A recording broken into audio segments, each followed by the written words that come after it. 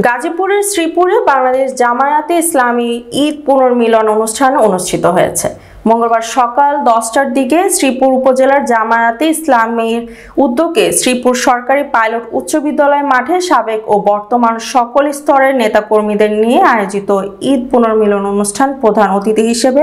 উপস্থিত ছিলেন জেলা আমির ও এমপি প্রার্থী ডাক্তার মোহাম্মদ জাহাঙ্গীর আলম। উপজেলা জামায়াত ইসলামীর আমির মাওলানা মোহাম্মদ নুরুল ইসলামের সভাপতিত্বে ও উপজেলা অ্যাসিস্ট্যান্ট সেক্রেটারি আবুল কালাম আজাদের সঞ্চালনায় আরও বক্তব্য রাখেন গাজীপুর মহানগরের অ্যাসিস্ট্যান্ট সেক্রেটারি মোহাম্মদ আজহারুল ইসলাম মোল্লা, গাজীপুর জেলা জামায়াতের অ্যাসিস্ট্যান্ট সেক্রেটারি অধ্যক্ষ মুস্তাফিজুর রহমান খান, ইসলামী ঐক্যজোট ও হেফাজত ইসলামের শ্রীপুর উপজেলার সভাপতি মুফতি শামীম আহমেদ, উপজেলার যুব মজলিসের সেক্রেটারি মুফতি মোহাম্মদ ইউসুফ আহমেদ, সালনা কামিল মাদ্রাসার অধ্যক্ষ মাওলানা মোহাম্মদ লোকমান হোসেন সহ আরো অনেকে।